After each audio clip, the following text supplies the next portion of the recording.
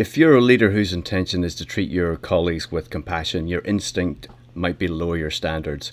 We're going to discuss today why this mindset might be a mistake. We're also going to talk about feedback or feed forward. What actually is the response and how do people respond to feed forward solution and opportunities rather than feedback, which often can be received as criticism. And then we're going to talk about social awkwardness. Socially awkward. How are we socially awkward today due to the pandemic? And we're going to talk about some psychologists who have actually done studies on prisoners, explorers, and also some of that isolation and what that does to their mental state. But first, before we dig into that, we have a special guest today. We have Ken van Someren, who is here with us from Boost Cognition. I'm going to bring Ken in right now. I'm just playing on my screen to get everything up. So Ken, here we are. We have you live on the screen. So welcome to OSW Daily. We've had conversations before. I want to say hello and I want to welcome you to OSW Daily. If this is anybody's first time coming across the channel, thank you for joining us. Thank you for taking the time. Please do hit that subscribe button, hit that notification bell. This is a live stream. This is interactive. So if you have questions, please do write out your questions. We will be able to see them. We'll put them to Ken. But Ken, thank you. Welcome. Thank you very much, Steve. Morning. Pleasure to be here. No, really thank you. And, as we look at those topics and the topics we want to talk about today, I did set you up a little bit here, and I sort of appreciate that I did a little bit. But you're a guy who's all about performance, professional athlete. You've now taken what lessons learned from peak performance and then trying to get that into the workplace. And you did a little something over the summer. I'm just going to pull up a little slide here that sort of illustrates to the audience about who you are, what you did and what you've done to accomplish this summer where, most people sort of tried to take it easy. You just didn't. Yeah, don't judge me. But you're right. My background is high performance sport. And really what I do in my professional life now is bringing some of the insights and the proven strategies of high performance in sport into the workplace. So that's working with organizations, with teams, and indeed with individuals. But you're right, I do like practicing what I preach, and I'm describe myself as a hopelessly enthusiastic cyclist and particularly keen on the ultra distance cycling. So this was something I did back in July, which was from home, which was just sort of west of London, up around Snowdonia, which is a mountain range in Wales, and back. So that was 830k, 515 miles, which for a number of reasons I ended up doing it in one hit. So no overnight stop. You can see some of the numbers there, nearly 34 hours of cycling, 39 hours total time. So those additional 5 hours were a combination of stopping at traffic lights, working out where I was going, and stopping for some luxury pit stops at gas stations for more energy drinks and food along the way. So it was hard. It was a tough challenge, but a lot of fun. It's crazy, man. It's crazy. And what you don't have up here actually is your speed that you moved through an average, which is crazy. It was crazy. I think it was 17 miles per hour, something like that, which is... I think it might be on the slide there. I think it was just under 25 kilometers an hour. Oh, 15.3. Yeah, it is. It is. Thank you, man. Thank you. Which is just stupid, man. It's just crazy. Yeah, I've got to say, however well I tried to pace it, we all need a game plan, whether it's in sport or business. Yeah. Without doubt, it got slower and slower. And if anyone's interested in a bit more insight on that, there's a wee blog there on the Medium blog page. Yeah, and there's links below, folks, of all the content we're going to talk about today. So please do go check it out and get into great details. And I guess, to be fair, Ken, this is probably the only way you could really enjoy this level of food is to go out on a 39-hour bike ride. I mean, given the pizza and everything else you've got going on there, that must have been fantastic. Yeah, it was. And I enjoy, perhaps unsurprisingly, coming from the world of high performance sport, and I'm a sports scientist by training. I really enjoy the planning. Yeah. And setting out. In sport, we talk about what it takes to win. Now, I wasn't trying to win anything here. I was just trying to undertake a challenge. But it's about really trying to understand the demands of what we're facing and then planning for it. But in terms of the food, despite having cycled about 400 kilometers, so over 250 miles by the time I sat down for that pizza and chips.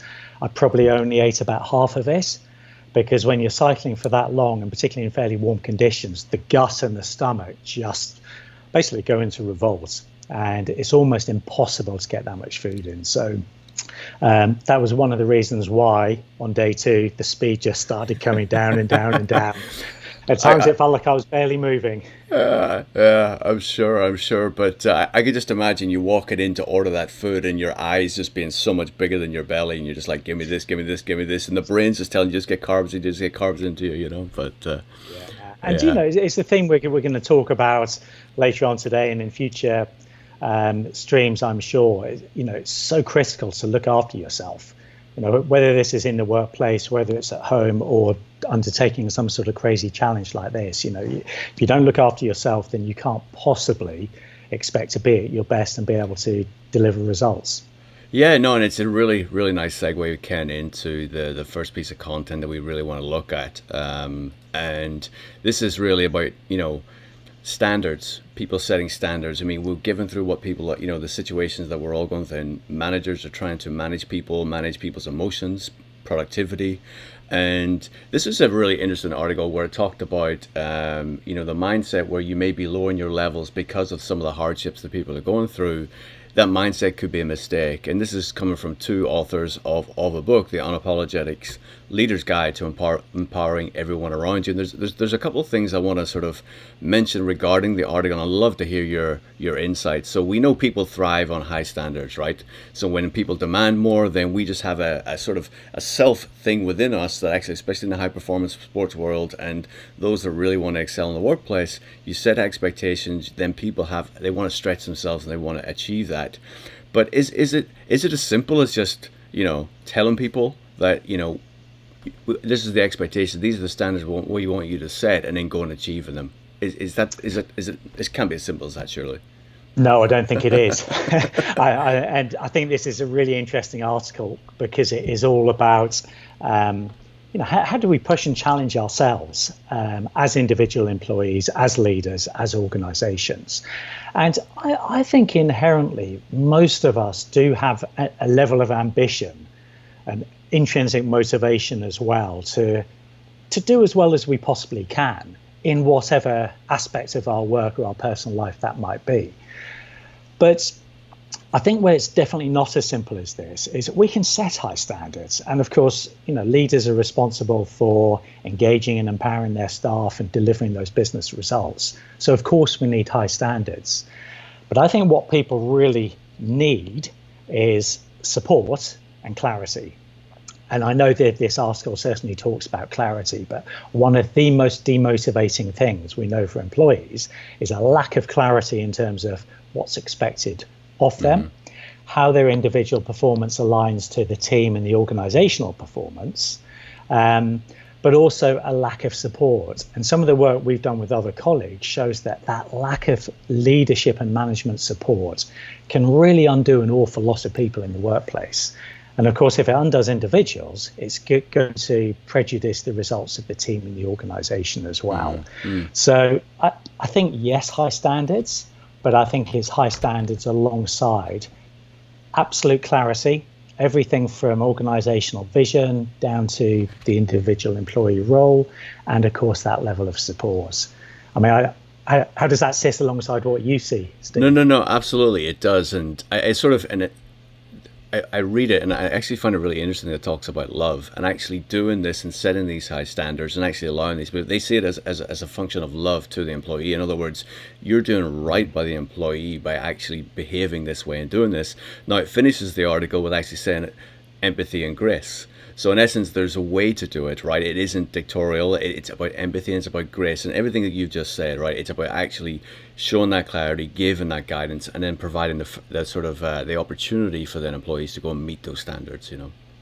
Absolutely. And I think the other trick of good leadership is putting people in the right place to do the right job. Because, you know, we all know in ourselves, and we see it in other people, that, you know, colleagues or people that we manage and lead as well, there can be a real lack of motivation in some areas, but give people, yes, the support, but the opportunity and a level of stretch, as well as an opportunity to really employ and deliver their skills, their unique skills and their knowledge and expertise. And that's when they just thrive. They take off and they're going to be highly motivated, and they will deliver, very high quality results for the organization. Yeah, and I also think, Ken, that in this day and age, the environment that we're living in, I think there's a real opportunity for individuals who are committed and do want to go beyond actually what their functional job is. In a sense, I think there's so many projects going on at the moment. You think about the workplace, the future of work, and you think about what that means from roles within organizations, the questions that leaders are having. I think there is real opportunity for people who want to excel and really move forward in their careers at this time. I agree. And I think linking it to the current climate or the current landscape, of course, so many organizations have a question of how do we best engage and support our employees whilst working remotely, or some organizations, as we've discussed previously, are mandating a return to the office sooner rather than later. Others are saying no one's coming back for several more months, maybe not until next spring, and then we'll review. And I think there's a real question here, not just about how we fill our buildings or what we do with our real estate costs and footprints, but actually what's best for the people. Because business, just like sport again, it's all about delivering results through people. Systems and processes don't deliver results. They provide a framework, they provide an infrastructure, but it's getting the best out of your people. And when it comes to getting the best out of people, we've got to look at what are we asking them to do, how are we supporting them, who are we connecting with them with in that work environment, what level of collaboration, social cohesion they have, what's the work environment like. And one of the things we do at Boost is all about trying to understand this performance model in the workplace. I spoke about this concept of understanding what it takes to win in sports. And that's exactly what we do in in business now. What is it we're trying to achieve? What are the critical determinants of success? And then how do we go about measuring and attending to those?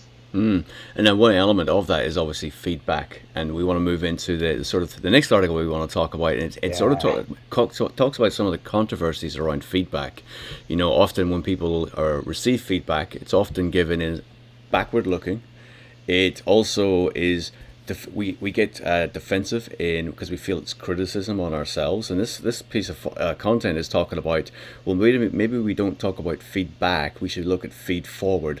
So actually people are looking forward. You're trying to change behavior, styles, approaches, and it often can be seen as a motivational tool rather than a criticism tool. And I think I'd love to get your insights on this, because obviously given that sports performance, how people have to manage teams and huge personalities, I mean, is your experience the feedback or feed forward is the most predominant and most beneficial way to manage people? Well, I definitely have a view on what's the most successful and the most effective, and that is exactly that feed forward. And we look at some of the best sports teams as well as business organizations, and it's about, forgive me, I'm going to link it back to this, what it takes to win a game is, are we looking forwards and reviewing ourselves against where we need to be, as opposed to saying, that was slow, that wasn't good enough, that wasn't delivered clearly enough, or it wasn't delivered quickly enough, whatever the feedback might be. And I think it is really important here because, as an employer, I can be told that wasn't good enough for whatever reason. Okay, I would argue most of the time we do need to hear that as well. But, give me a blueprint of what good or excellent looks like. And of course, that's what the best sports coaches and the best business leaders do. They articulate a how for their teams as well. So this is what we need to look like on a day-to-day basis. And very often in sport, we talk about, performance is an approach. Performance are your behaviors. And actually the outcome or the results looks after itself. So if we do everything we should be doing day to day in terms of our training, in terms of our nutrition, in terms of our tactics, and then we deliver to the best of our ability on the day, we can't really control the results. And I think that's one of the things that sport does really well. And that's not to say results are not important. Of course they are. Sport lives and dies by its results. But it figured out quite a long time ago that if we only focus on the results, then this is going to be a highly stressful environment and we're not going to improve. So what we do have to do is map out these critical success factors and work out how do we coach, how do we support individuals to be able to do that. Now, of course, you and I both know there's plenty of examples, both in sport and business, where this doesn't happen, and maybe there's more stick than carrot. But I come back to this whole concept of business is about delivering results through people. We have to treat employees as people and not just as employees. If we want to engage them and motivate them, right back to where we started this, and setting high standards but providing support, and incentivizing the high performance behaviors so we can achieve that. That's what it comes down to. And there's a big move in British sport at the moment, which I'm spend a lot of my time working in, which is all about just slightly redressing this balance of athletes and players aren't just athletes and players. They're not commodities. We can't afford to prejudice their welfare and their well-being, because if we do, we're not doing the right thing by people. We're overlooking our duty of care, where we're not taking the responsibility we need to. But also importantly, we know we're just not going to get the best out of people. And there's been so much work done on this, research in all sorts of settings where, if we create stress, then that's going to reduce performance. And actually, one of the really interesting things we've started doing at Boost is actually measuring energy and stress. One of the techniques we use for this is heart rate variability. And you can look really, really clearly how individuals are responding. Now, what's nice about it is it sort of throws all stress together, because the body and the brain can't distinguish between stress from home, stress from work. It all just manifests as this incremental stress. And we know there's decades of really good research on this. With stress comes reduced health, comes reduced cognitive performance or brain power, decision making, alertness, all the things that we need our employees to be. So why wouldn't we be looking to see, okay, work's tough. It shouldn't be easy. Work is tough, just like sports. But it's about how do we ensure that we are building energy and resilience in our people and treating them like people, so that they can bring their best selves to work, and take their best selves home again at the end of the day, because that's going to provide a virtuous loop, I believe, and the evidence would support it. We look after the people, we look after the results. And I love that how, basically, okay, this is how we want to behave, right? We're sort of showing behaviors, and then with those behaviors, then you get the critical success factors, and then the performance then comes thereafter. Yeah. And I love that concept. Now, whenever people think about that in the workplace, do they do it for individuals or do you do it for a collective team? What is the approach? Because understanding each individual is very different circumstances today. What would be your guidance? Well, the ideal would be looking at the individual level. Right. But and I do so many talks on this, and the beauty of high performance sport is it's well resourced. We get loads of support staff to not that many, employees or players or athletes. Yeah. So we absolutely can take that individualized approach. But the individualized approach needn't be as objective and scientific as measuring heart rate variability in everyone. Right. We would typically do that perhaps starting with executive leadership teams. But just having leaders that care about their people and are asking the right questions and just understanding what is it that's making people tick, when are they starting to seem stressed, and of course opening up the dialogue and that relationship where that can be discussed. And I think the current landscape is such an interesting one on that. Should we be getting people back in the office? For what reason? And I sort of start that as we're talking to clients at the moment. Why? Why do you want to get people back in, or why do you want to leave people working remotely? And some of the whys are outside my area of expertise. It might be we've got to do something with the real estate footprint to hit the bottom line. Okay, well, that's a business decision. Yeah.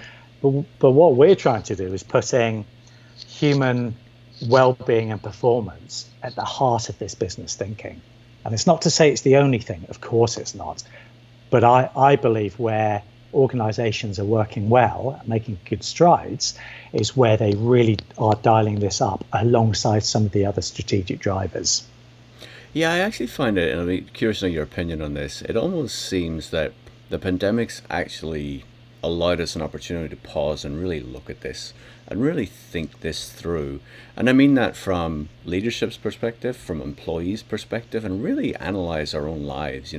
How do we best integrate our work life, family life, leisure life, all those different things, and how do we optimize each of those? And I remember looking at a KPMG study where they looked at productivity levels as part of a survey at the beginning of the pandemic, and then they did it, I believe, in July. And what they were being told from the survey is actually productivity levels are increasing. It's almost like we've talked about before, people's adaptability, people's ability to, as humans, we are so adaptable.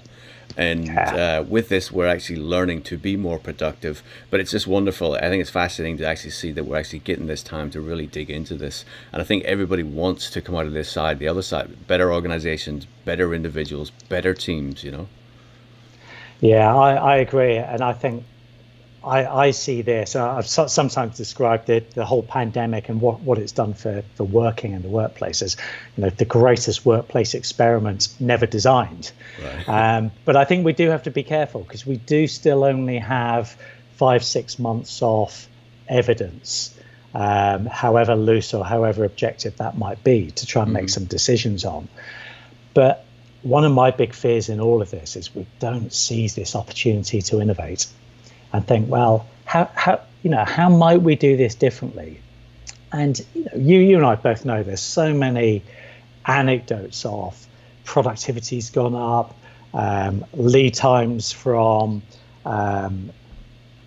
pitching for business to signing the deal or delivering the contract. It's just shortened in so many cases. Virtual communications rather than traveling around the globe, and you look at the impact on the environment as well. Surely this has to be a good thing. That must be a good thing. Yeah. But what do you see, Stephen? In terms of, I think what's interesting, I sort of have the European angle, and obviously you're US based.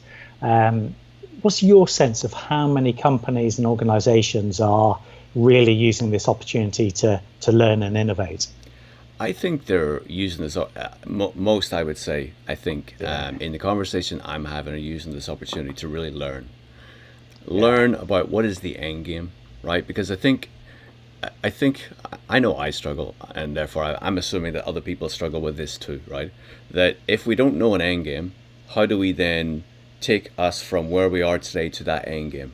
So I think that's the bit that I think people are trying to really understand, learn, and then allow ourselves to execute. So that's certainly what I'm seeing. I'm certainly seeing from my peers that without that end game, we're like looking at each other, and one company makes a decision, and we're like, okay, well, how does that impact the way we want to look at stuff, or what are the things I can learn from that? And I think it's really important to sort of keep ourselves apprised of a lot of these the various things, keep ourselves connected, and we're going to talk about that actually next, about the basically social isolation and what that means, and how do we keep ourselves connected. So I'm just going to pull up the slide so that the audience can sort of see some of the elements of this. But this was a study, lessons learned from prisoners, explorers who basically live in isolation, and the impact of, well, okay, where were people successful with this isolation and where were people not successful, and some of the traits that actually those were successful, I want to touch on those.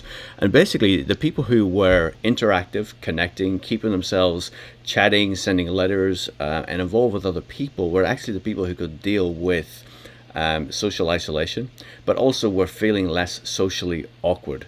And we all know that at the moment sometimes it's really hard to be social. Sometimes it's really hard to put ourselves out of the comfort zone. And the longer we are by ourselves or in our own little bubble as we move through this pandemic, many people have had to live in this bubble, and therefore it makes it a little more difficult to get out. Now, I know as I went through I tell you my own personal experience was I was very reluctant to go outside once things started to improve in the New York area. Once I went outside, my perspectives changed. I found more comfort with that, and then also it helped me sort of then be more socially interactive with other people. Now I've been fortunate; I have a platform that sort of almost allowed me to keep myself chatting, keep myself socially active, even though it is at distance. But I know that the days where I didn't and wasn't as interactive with other people, I noticed a mental shift in me.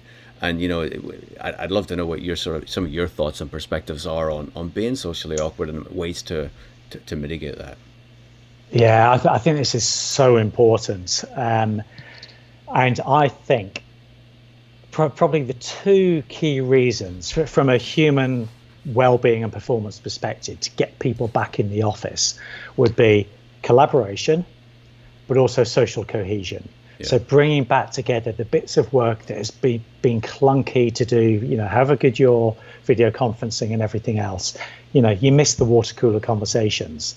But of course, how many of those can we now have in the office? I don't know. But it is that unstructured and organic collaboration that I think is so important in the workplace. But the second part is the social cohesion. Mm-hmm. And there's some brilliant research being done looking at the impact of loneliness on mental health. And okay, we tend to see this more in the elderly, people who are retired and might live alone.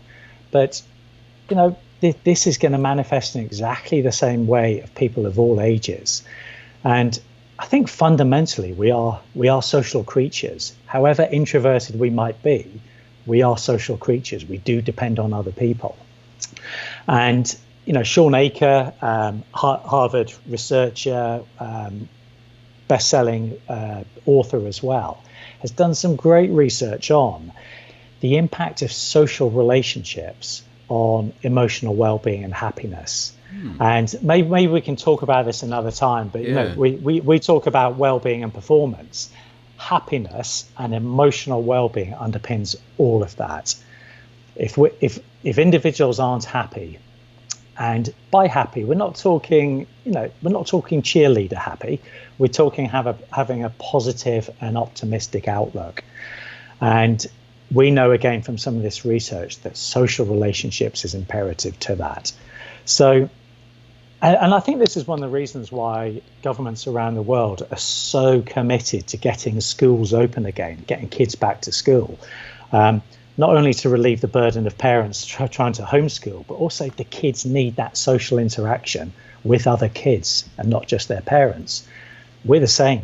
As workers, employees, as leaders, we need to engage with others. So I think this is a really interesting piece. And the bit I would add to it is exactly, relationships underpin happiness, underpin mental well-being, which then underpin absolutely everything else in our lives. Yeah, and one other point it makes is just from memory that I remember, and I may not get this absolutely right, but in essence, it's like even introverts, even though you think you're introverted, you still need that social interaction. Maybe it's just to sit back and observe, to feel integrated into something.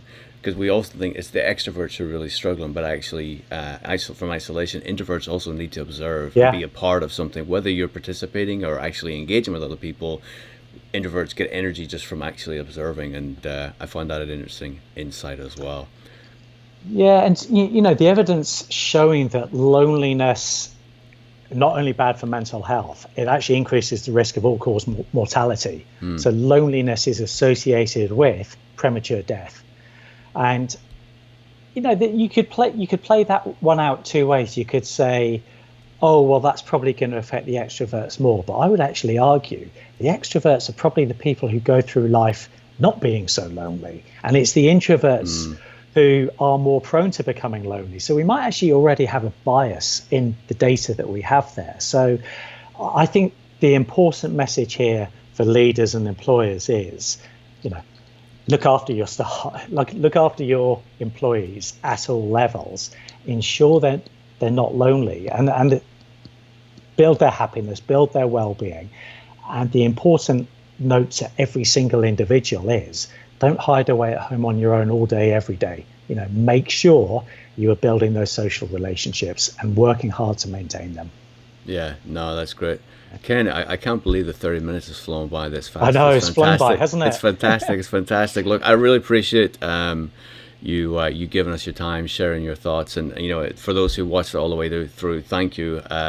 Please do reach out to Ken. Do check out the links to the articles below. And I failed to mention this morning, actually, when we kicked it off, that we have set up a new open source workplace Discord channel. So basically, where you can go and integrate and communicate.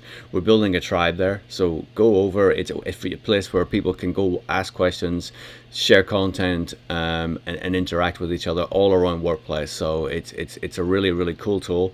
It's a tool that was developed for gamers to communicate and talk to each other. So it's hopefully an opportunity where workplace professionals can benefit from that too. But Ken, look, thank you. Please reach out to Ken.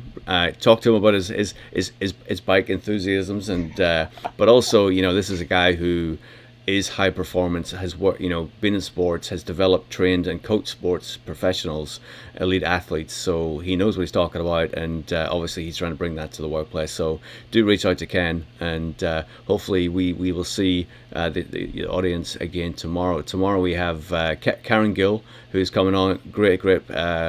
Great leader in the workplace, and I'm looking forward to sharing some time with Karen. She loves workplace happiness. Got to dovetail nicely into what we were chatting with Ken. So thank you, and have a great day. Thank you. Cheers. Thanks a lot. Cheers.